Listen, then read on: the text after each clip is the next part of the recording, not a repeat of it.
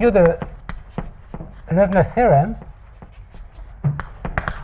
which was saying the following: if you work in the upper half plane and you start a curve here from 0, and the curve is growing inside the upper half plane, then what you can do is, for every positive time t, you can look at the initial segment of the curve. You can define ht to be the complement of this. So ht will be h minus gamma between 0 and t. And you can build a conformal map, so gt, which takes the complement of gamma t and pulls this back to h. So this is h again. And what it does is that it takes the tip gamma t to something on the real line. And the future of the curve, so here this blue part, it takes it here. So what we saw was that if you want to normalize g to make it unique, you can normalize it to have the expansion at infinity, which is z plus 2t over z plus big O of 1 over z squared, with this 2 here, which is there for historical reasons, but it's a constant. And then if you are in this setting, actually gt is the solution to some differential equation, which was the Loewner equation, which is the last thing I wrote yesterday, which is that the time derivative of gt of z, as long as this is well defined, so as long as z is inside ht, this was 2 over gt of z minus beta t. And beta t was exactly this point here, so the gt of gamma t. So that's what we had, and it tells us that if we have a curve in the plane, we can first parameterize it in some natural way with respect to conformal maps, and then once it's parameterized like this, we can encode the curve in the plane using this real valued function beta. So the goal today is to use this theorem and use what we saw in the first lecture about the domain Markov property and the conformal invariance to do this. We want to use Loewner's theorem, we want to use conformal invariance, we want to use the domain Markov property, and out of these we want to identify all the possible curves that have all these properties here. And what that means is we want to identify the possible processes beta t. So the thing is, if you want to apply it to a random curve, you will obtain a random process beta t. And the problem is how to identify this random function as a process. So maybe before I do that, it's better to do just a little bit of formalism, because that will help us really saying what it means to be conformal invariant and to be satisfying the domain Markov property. So the general, a little bit more abstract setup is the following. So recall we want to look at random curves defined in domains, and we want to say that they are conformally invariant in the sense that if you push one of these curves by a conformal map, you get something in a new domain which is distributed the same way as if you built the curve in the second domain. So the setup is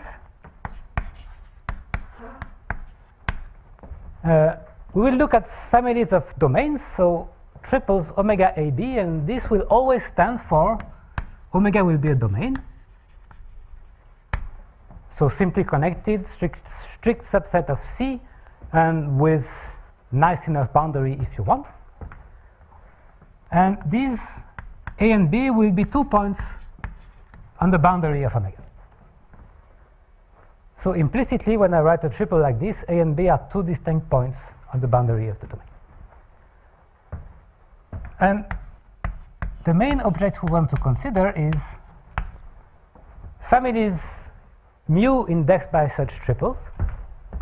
So omega AB will be triples like this, such that for each choice of omega A and B, mu is a probability measure on curves so mu omega AB, is a random measure on curves which, so if this is omega and this is A and this is B, it's a measure on curves that live in the closure of omega, so in omega bar, and that go from A to B. So here I write omega bar because I don't want to restrict this part to simple curves. I want to allow curves to have double points, and you will see why. It means that you need to allow the curves to touch also the boundary of the domain. But I still want some topology. I want mu's to be supported on non-self-crossing curves.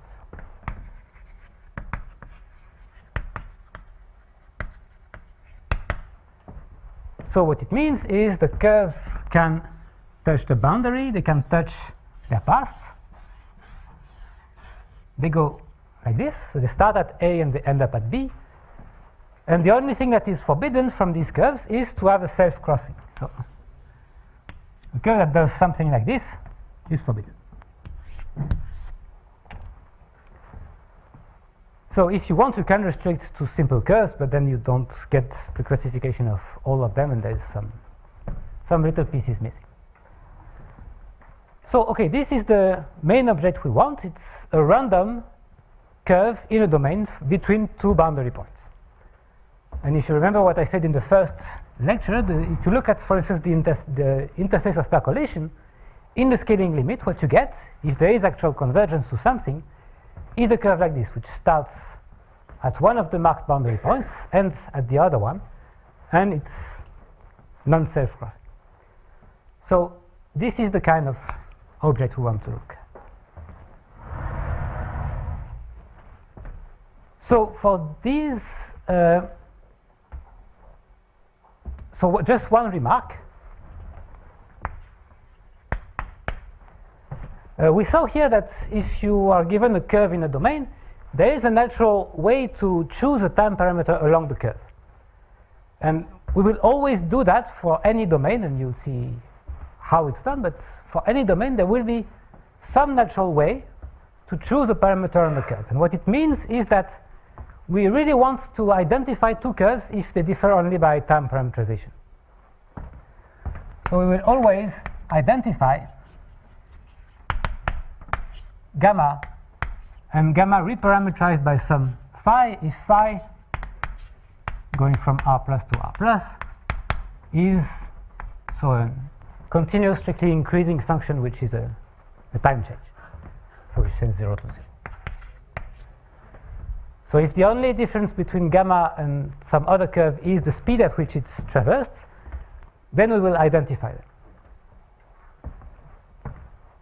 So that's the kind of object we want. So the first definition, to really start making all the intuition more concrete, is that of conformal invariant.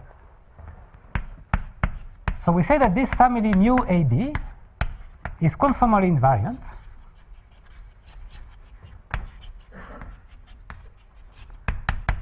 So you almost saw the definition in the first lecture. So it's conformally invariant if and only if whenever you have a domain omega, so this is a domain, and whenever you have phi, which is a conformal map from this domain to some other simply connected domain, so omega prime, which is conformal, and this is where you need to assume that the boundary of omega prime is not too nasty to make sense of the next line. So what we want is that if you sample a curve according to mu in omega and you push it by phi, so gamma distributed according to mu omega AB, if you push it by phi, so you look at phi of gamma, this is distributed according to the measure corresponding to the domain omega prime. So this would be mu omega prime, and the starting point is the image of the starting point, so it's phi of A and phi of B. So just to shorten it, it means that if you take the push of the mu omega AB, this is mu in phi of omega, phi of A, phi of B. So that's the first definition. It's the way that these random curves react if you push them using a conformal map. What? It's a probability measure. Yes, sorry. It's a probability measure. Okay. Yeah, thanks. Okay, so what it means really is that if you know mu in one domain, then you get mu in all the other domains just by using the Riemann mapping theorem to find a conformal map from your reference domain to any other domain.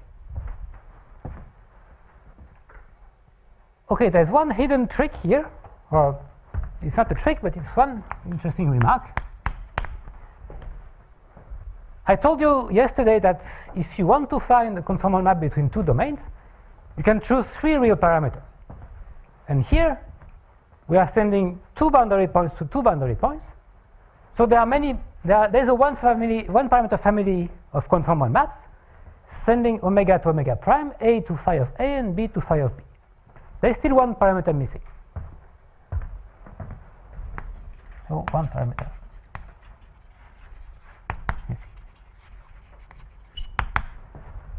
And one explicit case where you see exactly what this parameter means is that you can look at the case where omega is equal to omega prime.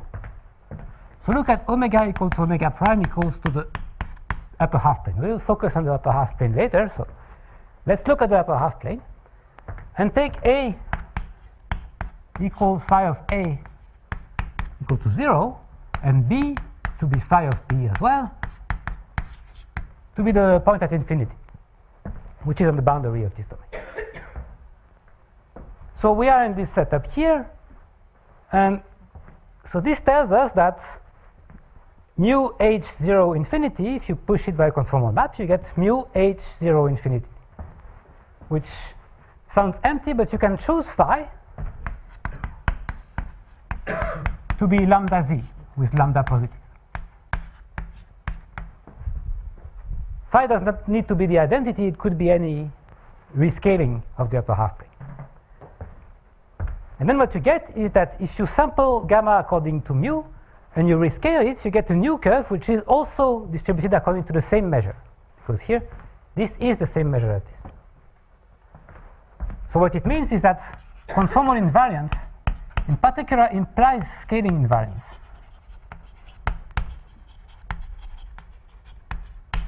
It means that if you rescale a curve which is part of a conformal invariance family of probability measures like this, it has to be invariant under the rescaling. And if you think a little bit, this is a good thing to have because we want to look at scaling limits. And the scaling limit, if it's non-trivial, it has to be invariant under rescaling because that's the way you build it. If it was not invariant, then you would get several limits by rescaling the same model to start with. So it's a good thing to have scaling invariance out of the definition here. So that's the first definition that we have, the conformal invariance. The second definition, which you saw already, so I gave it to you once in the case of percolation, and then you saw it in the case of the Gaussian free field, is the definition of the domain Markov property.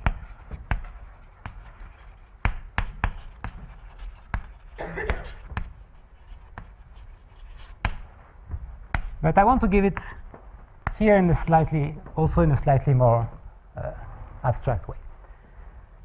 So we want to say under which condition a family like this satisfies the domain Markov property.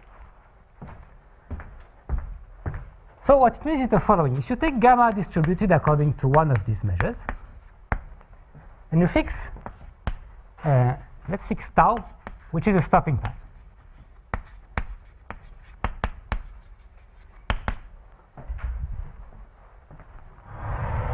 So the setup is like this. You have your domain here. You have A and B. This is omega. And you have a stopping time. And it has to be some kind of geometric stopping time or something defined in terms of the behavior of the curve, because we want to identify curves that are conjugated by a time change. So it doesn't really make sense to look at time 1, but it makes sense to look at, for instance, the first heating time of some set or something like that. So for instance, consider the stopping time, which is the heating time of some crosscut here drawn on the domain. So we have gamma, which is distributed according to this measure mu. And so I'm assuming that tau is finite almost surely, that the event happens. So this is gamma up to time tau. Okay, what do we have now? We have a curve gamma which starts at A and ends at gamma of tau. And we want to look at the domain, which is the complement of gamma tau, of gamma up to time tau. So I will define omega tau, which is, say, omega tau, for the moment omega tau tilde, which is omega minus the curve between time 0 and tau. So it's this huge set here. So if gamma is simple, this is the domain. If gamma is touching itself, it's not connected.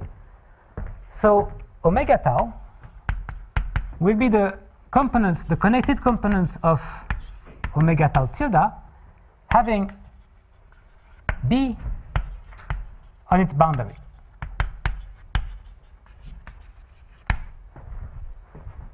So this is exactly what we did yesterday. If you have a double point, you cut a piece out of omega and you want to ignore what happens in this piece. And this is the same as saying that omega minus omega tau is the hull of gamma between 0 and tau. So for a simple curve, this is the same as omega tilde, but if it has double points, it means that, so if the curve does something like that, what you do is really you fill this small hole here, and omega tau tilde, omega tau is this complement here. Okay, so this is the setup. We have a curve, we have a stopping time tau, we have the behavior of the curve up to time tau, and we have this new domain here. And this new domain has two special points on its boundary, which are B because of the construction here, and also gamma tau, which is automatically on the boundary of the domain. And so we say that this family mu omega AB has the domain Markov property if and only if whenever you choose a setup like this, well, the conditional distribution of the future of the curve, so the future of the curve here is green, this guy here. So the law of gamma starting at time tau, given gamma between 0 and tau. So you condition on the initial segment up to time tau, and you look at the law of the future. Well, this is distributed according to this measure mu in the new domain, so in omega tau, gamma tau, and B. Okay, so this is another family of relations which gives some compatibility between these measures mu. You can see this as a compatibility relation between mu's for different domains. And this is also a compatibility relation between mu's in different domains. That's, for instance, well, if you can have a domain here as the complement of the initial segment, it will give you some relation between the measures. okay, so these are two definitions, the domain Markov property and the conformal invariance. So CI here.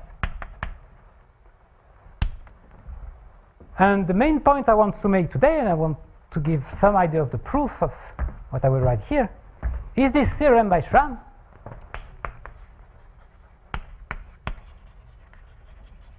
which is at the origin of the whole theory of SLE, which is the following. If you have mu omega AB having both the conformal invariance property and the domain Markov property, then there exists a parameter kappa, which is positive or 0,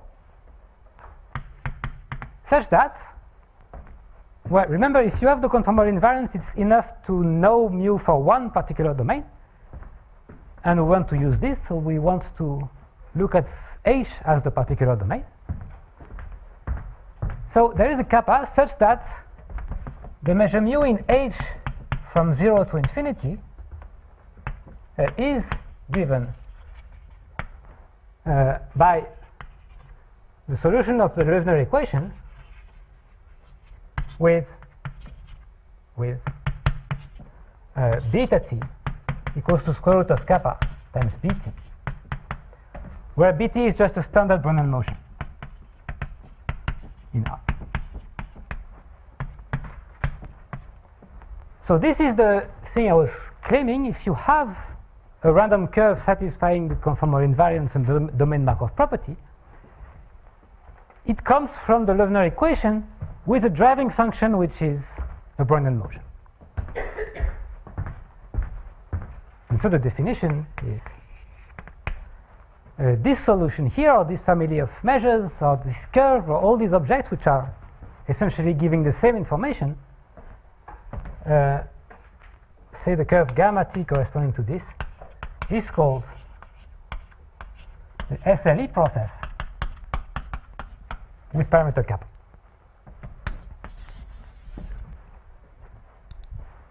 So that's the definition of SLE. It's the only possibility if you want to get a family of measures in different domains satisfying the conformal invariance and the domain Markov property.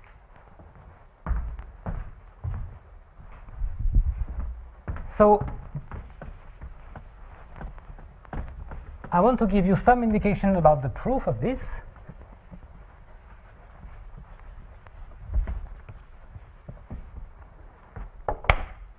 And the indication is simple, and then the proof is not much more complicated. It's a really nice argument. So how would you go about proving something like that? Well, we want to identify the measure in H, so we work in H. So here we have H, and we sample gamma according to mu in H0 infinity. Okay, so this is 0, and we have our gamma here.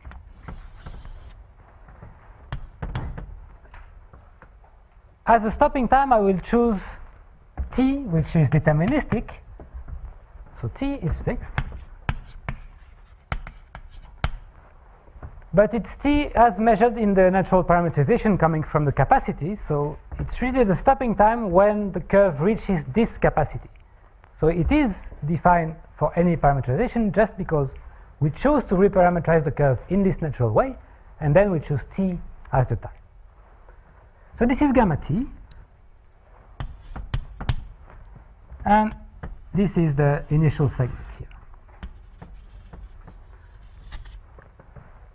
So what do we know? We know that we have the domain Markov property.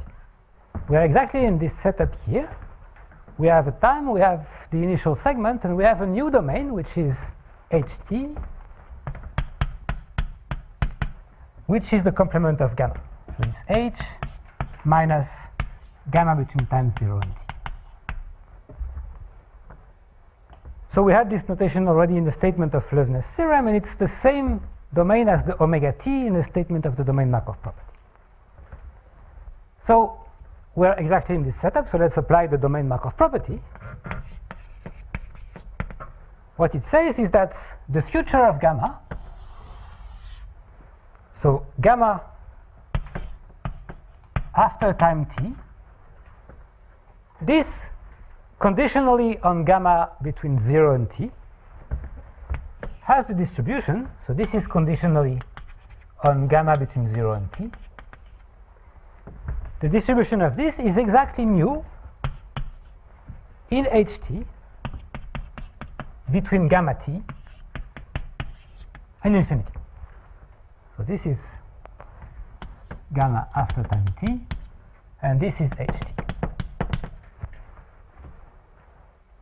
Okay, so far we have just used one of the hypotheses, which is the domain Markov property, and it's saying something already, that the future is defined like mu in this other domain. So we used the domain Markov property, now we can use the conformal invariance. And the conformal invariance tells us that the process in ht from gamma t to omega, well, it will be mapped by a conformal map into some other copy of mu. And we have one particular conformal map from ht to h, which is gt. So let's do that. We use the conformal invariance using gt. And gt is defined for us. So gt, it maps ht to h, it maps infinity to infinity, and it maps gamma t to the driving function. Okay, what we have is then that if you push this curve here using gt, so gt of gamma starting at time t, it's exactly the image of this measure, and this is distributed according to mu in h from beta t to infinity. So we are almost there. This is almost the measure we started from. There's only the issue of the starting point, and for stating the domain Markov property here and actually proving the theorem, the normalization we chose, that the expansion at infinity had no shift in it, well, it's not exactly the right one because this is not the initial domain. So it's natural to introduce another conformal map from ht, which is little ht, which is defined as gt of z minus beta t. So it's shifted back by beta t, and now everything is correct. ht is clearly a conformal map because this is conformal and this is constant as a function of z. It sends infinity to infinity, and it sends gamma t to gt of gamma t, which is beta t, minus beta t, which is 0. So what it means is that we can use this map in a statement of the conformal invariance, and what we get is that ht of gamma from t into the future, this is distributed according to mu in h from 0 to infinity.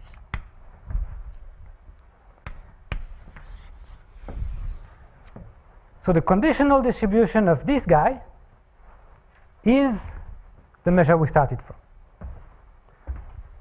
So in particular, the conditional distribution here does not depend on gamma anymore. So what it means is that this is also actually independent of gamma between time 0 and t. So that's what we have. If we first read the first time t of the curve, we get ht. We can map everything back to the initial setup, including mapping the tip to 0. And what we get is something which is distributed the same way and which is independent of what we started from. Okay, so this is the main building block, that we get a way to essentially slice the curve into different pieces which will give some independence built into the curve. So the next step, so let's fix 2 times and see what happens. So I will draw a picture which I almost drew yesterday, but with h now instead of g.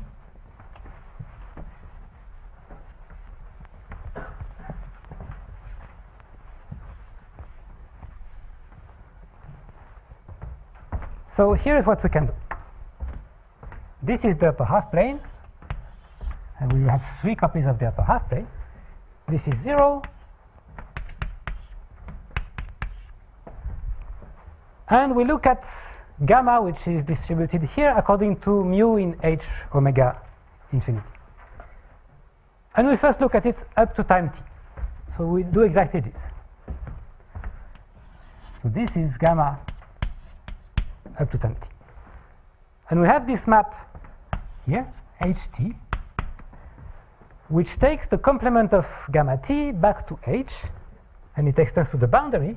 It sends gamma t to 0, and it sends the 2 sides of gamma into 2 intervals on both sides of 0. So now we have the piece of the curve here up to gamma t plus s. So what happens to this piece of the curve? It's mapped here. So this is ht of gamma t plus s. And then we have the future here. And remember that if we parameterize the curve by capacity, it's because it's additive. In particular, the capacity of this piece of the curve here is exactly the difference between the capacity of this and capacity of this, so it's exactly s. So here the capacity of this piece of the curve is exactly equal to s. So what do we know? We know that this whole curve, the blue plus the white here, this is distributed according to an independent copy of mu. So this here, if this is distributed according to mu, h 0 infinity, this is also distributed as mu h 0 infinity, and it is independent of the first time t of the curve on the left. So let's call the measure here, we'll use tildes for everything concerning this measure here. So this I want to call gamma tilde, and the maps I will call them g tilde and h tilde and so on. So since this has capacity s, there is one conformal map which is natural to use here. It's this hs tilde, which is the uniformizing map in the Loewner chain at time s for this process. So h tilde s is the map that removes this blue part here and does something like that. It sends this point here to 0. It does something to the future of the curve, and it does also something on the boundary, which is taking these apart like this. And what we get from the conformal invariance and domain map of property here is that this hs tilde is distributed in the same way as hs. That's saying that mu is the same, and hs tilde is independent of gamma between time 0 and t.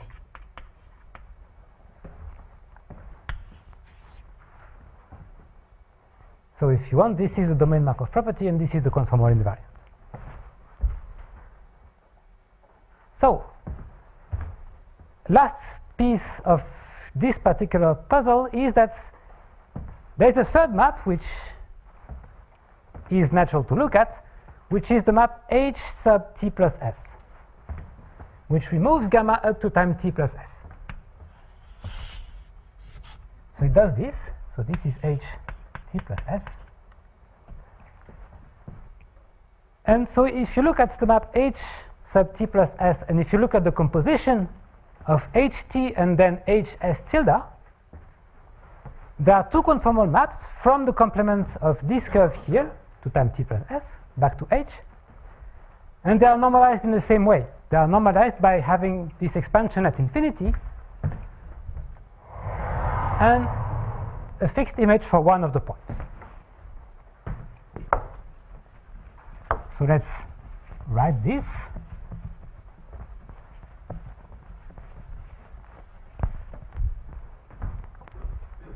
So if you look at ht plus s, it's a map from h minus gamma between 0 and t plus s.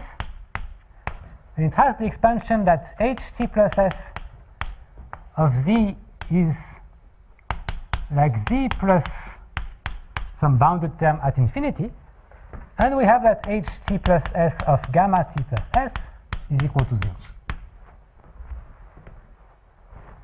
So this is 1, 2 to sine infinity to infinity, and 3 for the derivative. So this is 3 real parameters.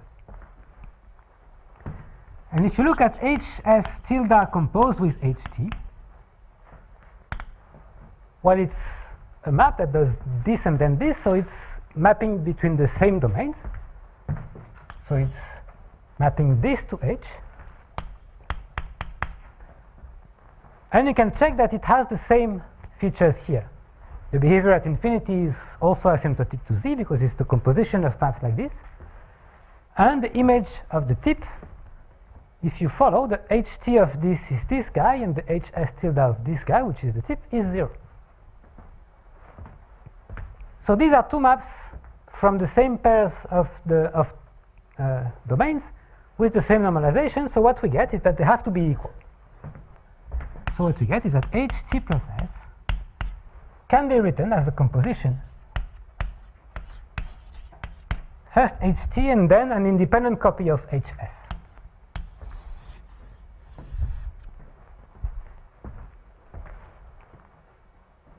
Okay? So that's the outcome of this whole construction and the uniqueness of conformal maps if you normalize them by their expansion at infinity. So we are almost there. There's one last thing that we need to do is to take this relation and get something about the driving function. So here is one computation. And it looks like a computation I did yesterday, but it's essentially the same kind of computation. If you have phi 1 of z, which is z plus a1 plus something of order 1 over z, and phi 2 of z, which is z plus a2 plus something of order 1 over z. All these are expansions at infinity. So phi 1 and phi 2 are two conformal maps in, well, two maps in the plane which are defined in a neighborhood of infinity and with this expansion at infinity. What you can do is you can look at the composition. So phi 1 of phi 2 of z. So then if you plug this as z in phi 1, what you get, it's the same computation I did, except that now this is in the constant term and it was in the 1 over z term. But what you get is that this is z plus a1 plus a2 plus something of order 1 over z. So it's the same thing, the same kind of computation that gave the additivity of the capacity. But here it's on the first non-zero term, which is constant, and it tells us that there is additivity of the shift of a map at infinity. So what it means is that if you compose two translations, you get a translation by the sum. And since this is the asymptotic map at infinity, what you get is exactly that. The shift is additive as well.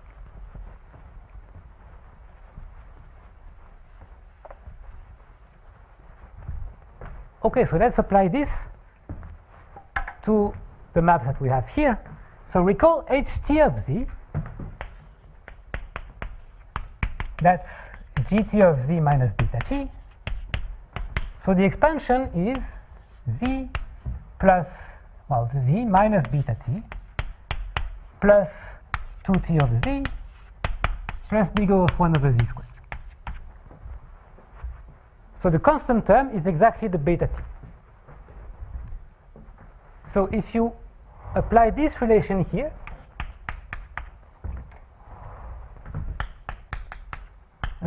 for the relation which is that ht plus s is decomposition,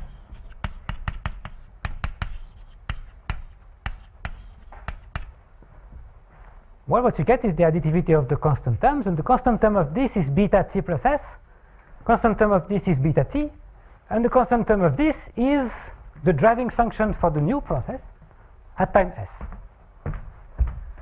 So what we get is that beta t plus s is the same in distribution as the sum of beta t plus beta s tilde, where beta s tilde is an independent copy of beta. And so to be even more precise, this says that the process beta tilde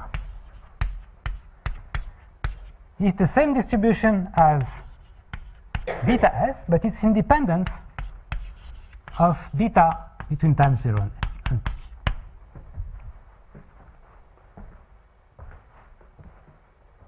Okay, so what it means is that the beta t, it's a random process in the line, it's a continuous process, and it has independent and stationary increments.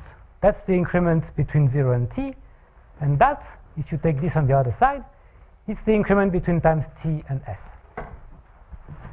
So really what this says is that beta t plus s minus beta t has the same distribution as beta s, and it's independent of beta between 0 and t. So beta is a random function which has stationary and independent increments. And so what we get is that, so there is kappa positive of 0 and some lambda in R, such that, so this is some process with these features, so it has to be some martingale, it has to have the Markov property. And there's only a 2-parameter family of such processes. Necessarily beta t has to be square root of kappa times bt. Plus, we're almost there, but it's still possible that there is a shift term here, that there is a drift. But that's the only possibility if you have a continuous process with this property here. It has to be the sum of a Brownian term and a linear term.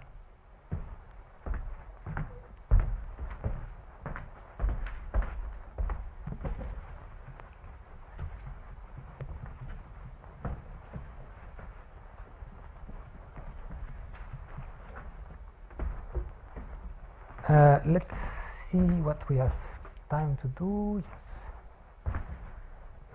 So the very last part of the thing is to prove that this lambda t is equal to 0.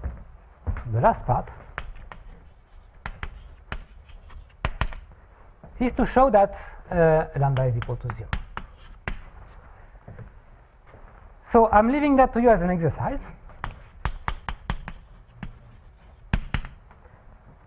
But we have all the necessary tools for that, because what we have is the scaling relation for the capacity. So we have that the capacity of lambda k is lambda squared times the capacity of k. That's the computation I did yesterday. We have the scale invariance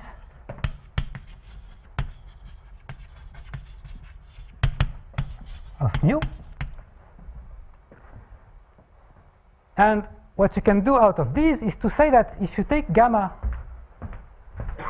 distributed according to mu h 0 infinity, then lambda gamma is also distributed according to this because of the scaling property. So it's also as mu h 0 infinity. But if you compute the driving function on the right, well, there is a time change due to this because the capacity is the time. And what you get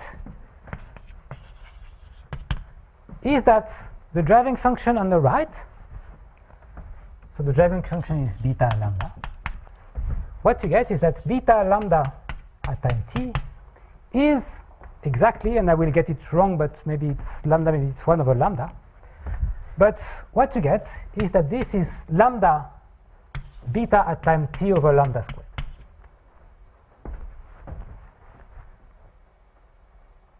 So this lambda here comes from the scaling here. If the thing is twice as small, then the driving function is also twice as small. And this lambda here comes from the reparameterization, which is due to the scaling of the capacity.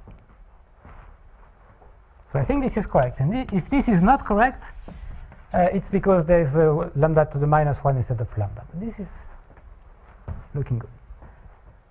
So that's the exercise, to plug everything together and check that you have that this is equal to this.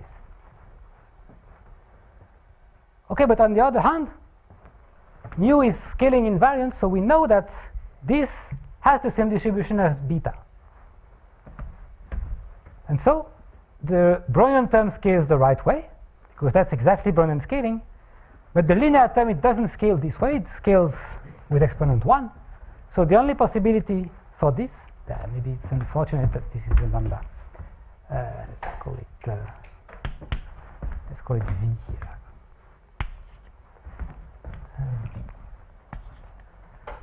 So this, if you write it here, it tells you that V is equal to lambda V, so it implies that V is equal to 0.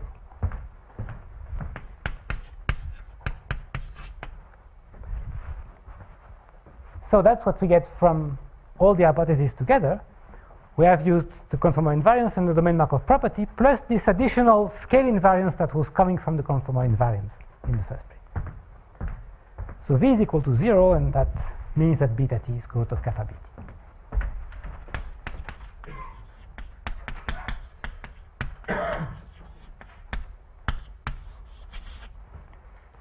So just one remark, which is essentially the same as the statement in the exercise. So it's tempting to say that the Brownian motion, it has some scaling, and the gamma would have some scaling as well. So maybe just by a scaling argument, we can also get rid of this parameter kappa. That maybe if you scale the curve correctly, you can get rid of kappa and say that all these processes are the same. And in fact, if you try to do that, well, you will end up doing exactly the same as doing this exercise here. So you will see that whatever scaling you do on gamma, it will scale the driving function exactly the same way as the Brownian scaling. And so kappa is really invariant under everything. So what it means is that all these processes for different values of kappa, they have a different distribution. So it's not possible to remove this kappa, and there's really a one parameter family of SLE kappa. So last remark. This gives an explicit construction of the SLE curves in the upper half plane. But the thing is, we can get SLE of kappa in any domain with 2 points on the boundary. You can speak of SLE in any domain like this just by applying the conformal invariance, which is part of the definition. So SLE in this domain, so it's a conformal image of SLE kappa in H from 0 to infinity. So from the construction and from the hypothesis of conformal invariance, we get the definition of SLE in all the domains simultaneously. But it's much nicer to look at in H, because in H we have the capacity, so we have a canonical way to parameterize the curve, which we don't have in an arbitrary domain omega. So it's nicer to work in H because we have this way to choose the parameter.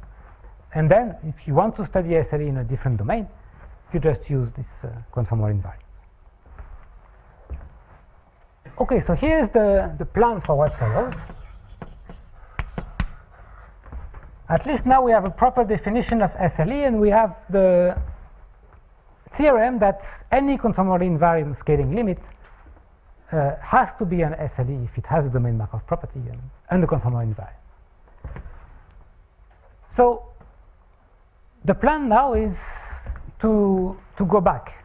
So to do the same derivation I did in the first 2 or 3 courses, and to go back and see what we get from the theorem, so from the definition of SL. So remember we had the gamma t. From gamma t we built the domains ht, so as the complement of gamma t, and then we built gt, which was the conformal maps, and from these we got the driving function and conformal invariance and domain Markov property here, transported to all the layers and got the stationarity of the increments of beta t, and that gave us exactly the characterization of beta t. And possibly there is something below, which is some discrete model which converges to gamma t in the scaling limit. And this is really what we want to understand. The discrete models are the ones that have physical relevance in this setup. We want to, for instance, know things about simple random walks or percolation or the easing model. And we want to use this as a tool. So we are there. We see that if we have conformal invariance for the scaling limit, then beta t is a Brownian motion. So now we take the Loewner equation and we plug the Brownian motion and we see what happens. So, well, let's see what we can do. So from beta t to gt. So we are all the way down here and we want to climb back up to the level of the discrete process. So going from beta t to gt, that's easy. What do? You just solve the Loewner equation.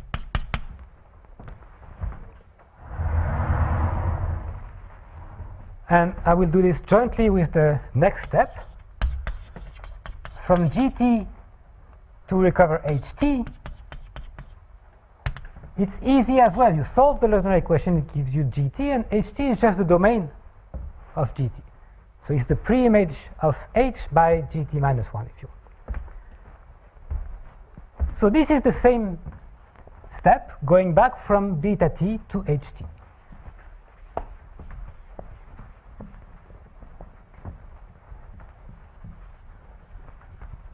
So let's do it explicitly. So what you do is, given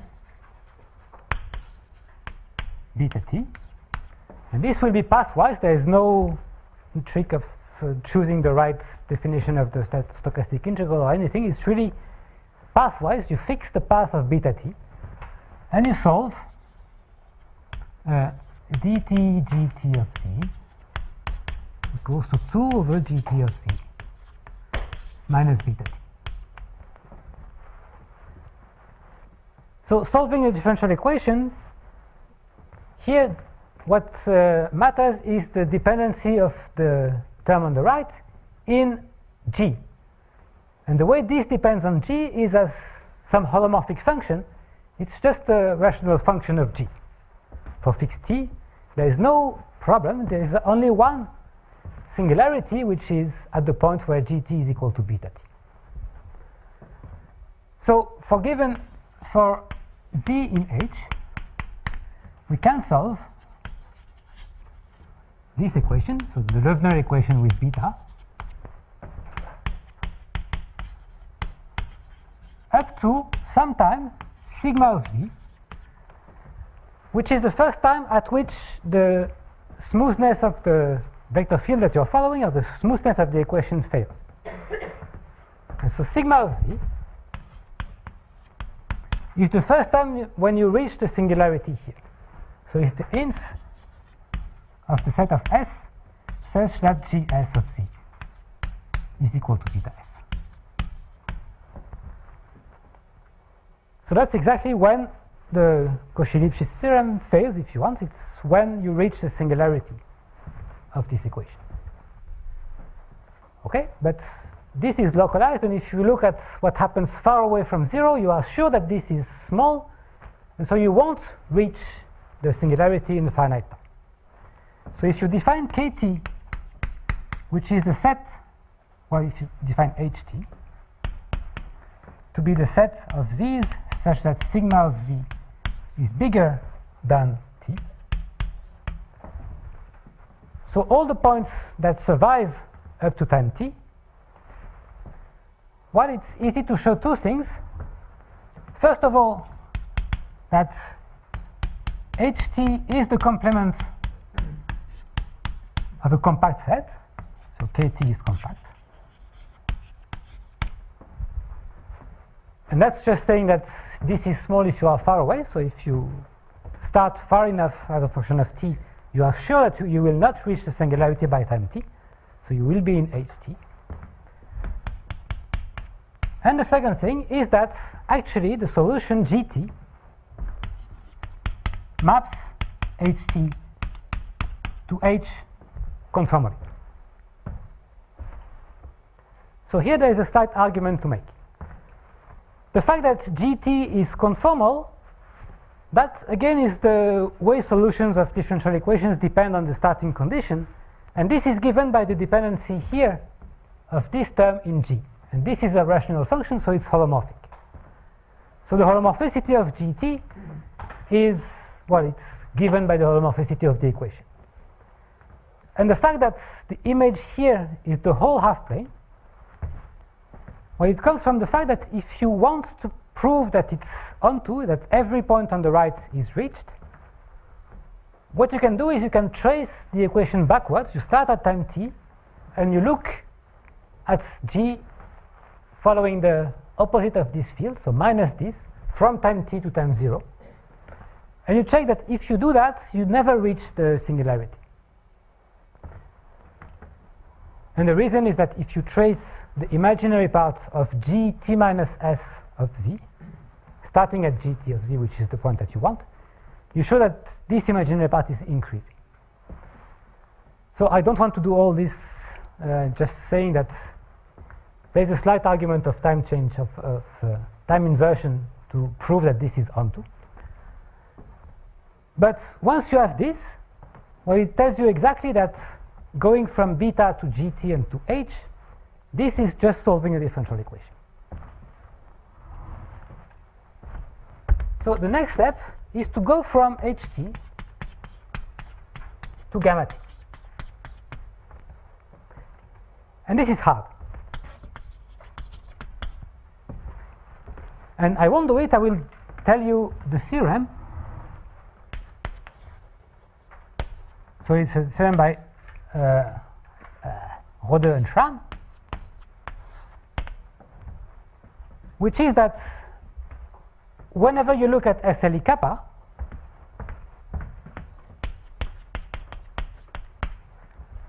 actually it comes from a curve gamma, from a random curve in the plane. So this code is generated by a curve. So it means that there is gamma t such that if you start with gamma t and do the whole construction again, you find the same process beta t. So this is difficult, and I just want to finish today by telling you why it's difficult, essentially. And so giving you two things. One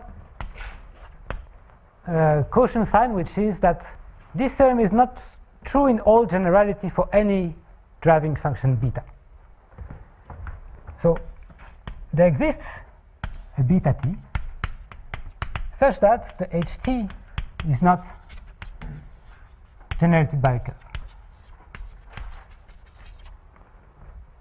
So for any continuous curve, you can always go back to ht, but it's not always true that the growth of ht is local. Essentially, having a curve means that if you want to go from the kt, so the complement of ht here, if you want to define a curve at time t, it means that the compact at t plus epsilon, it's just growing somewhere locally. So this would be kt plus epsilon. And you would want to define the intersection of kt plus epsilon minus kt, and say that this is a point and that this is the definition of gamma t. But the thing is, it's not always true that this is a point, and there are counterexamples of betas for which at some times you don't get a point, you get something bigger. So you can try to build one yourself. If you want, the usual picture that people draw is this. You find a curve like this, which goes in, goes out, like this. And at some point corresponding to when the curve finishes going here, the capacity does not go to infinity, so the capacity has some value at this time here. And essentially at this time, this intersection is the whole disk here inside. So it's not given by a curve, it's given by the thing that you add in one instant, which is not local. But the last thing is that, so there is actually a C such that if beta t has a modulus of continuity which is smaller than c times s to the 1/2 times t minus s to the 1/2. So if the beta is Hölder with a small constant, then there exists a curve. So it's not completely hopeless. If you plug something here which is a Hölder function, then if the norm is small enough, you get a curve. The problem, of course, is that the Brownian motion is not Hölder 1/2, so that's why it's difficult to show that there is a trace here. Okay, so next week I will go into the study of gamma and maybe what you can derive from gamma to the discrete part. And Clément will do the opposite, will prove actually convergence of discrete models to SLE in a few cases. Okay, I'll stop here. Nathaniel asked me to make a quick announcement about the dinner tonight. So for those who are going, it will be at 7:30. And Jason Miller will be leading a walking group from here at 6:50. All right, yeah. It's 6:50 in the lobby here. And the dress code is smart casual. And I was told that this means you can wear jeans and nice shirts, but you should try not to look like a total slob. Or they would prefer that you didn't. So I was told that the shoes I'm wearing now probably wouldn't be considered smart, but that these pants and maybe even this shirt you could get away with. So just bear that in mind. Okay, do we have a coffee break or do we have the next course right now? Coffee break. Coffee break? Coffee break.